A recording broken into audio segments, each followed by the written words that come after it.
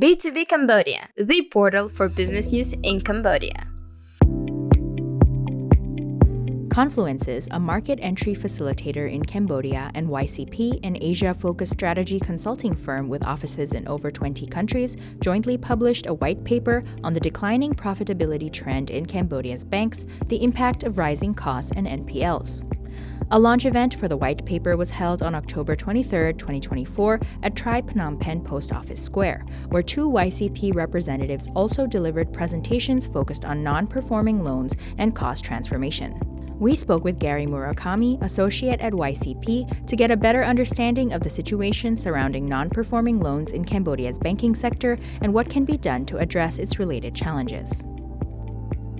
Right now, NPL is rising on average among 60 banks, 60 plus banks in Cambodia, around 5%. In the past, just until 2019, it was around 2%. And this 3 points of increase means a lot because this will not end at 5%, but it's going to rise even up to 7 to 8%.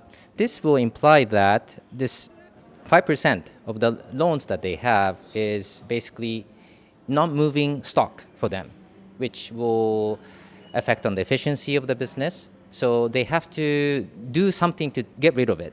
And there is no good solution to this. So that's why we are here today to talk about, not just to say that, the situation's in a dire situation, but rather to provide solutions, how banks can basically remove or reduce NPLs. So this NPL is said to be caused by two or maybe three reasons. One is the increase of the consumer segment loans. Cambodia in the past had lower portion of consumer loans for consumer. Mostly it was B2B, but this portion has risen by the increase of banks from conversion from the microfinance institutions. So that's one. And that has increased up until COVID, before COVID, and it's causing the NPL rise. That's one. Second topic is the economic slow recovery after COVID.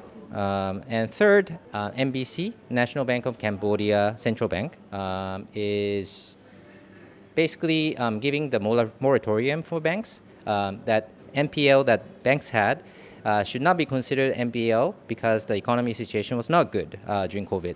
And that moratorium period passed, and all the NPL is now converted to NPL. So basically, that's why making the numbers of NPL percentage very high. So we are not the economists, so we are not doing the forecast, but that's what's been said in the market.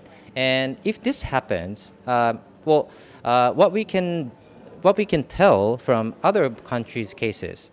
For example, for real estate loans, I think Japan could be one history that Cambodia can learn from. So in 1990s in Japan, real estate loans has accumulated and hurt banks' balance sheet quite a bit, which led to the consolidation of banks because small banks, standalone, couldn't sustain the business, eventually making the Japanese banks into only three. So we think if this situation continues, there will be some banks that cannot sustain and will be forcing banks to merge among themselves. Right now there are 60 banks, and it could also lead to the mergers going forward. Reducing NPL, one way is to basically restructure the loans, meaning giving the more in the simple terms, giving more favorable terms for borrowers so that borrowers can repay a smaller amount or in a lower interest rate to banks so that banks can make loss but can still recover some money. Another way is to get rid of this NPL by selling it to someone else. This is common in some developed markets, but in Southeast Asia, it's not. And Cambodia, I would say it's extremely rare or illiquid. There's no one who wants to buy NPL. But we have been the market makers. We have been one of the market makers in Malaysia, which also was similar situation around 5-6 years ago. Now, NPL sale market is getting more active by having players like us who support finding buyers and sellers to assist sellers to divest part of their loan portfolio. So this is something that we want to propose to Cambodian banks and audience today.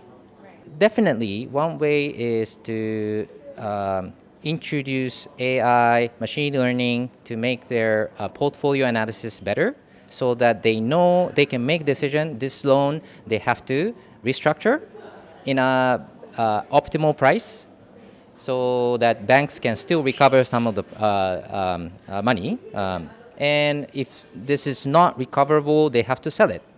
But again, for those banks who are still doing this manually or do not have access to machine learning AI software, it will be difficult for them to make decisions. So what the authority, such as MBC, can do is to facilitate smaller banks to introduce more and more technology, mainly the big data analytics. That's the solution that we also want to introduce in today's session.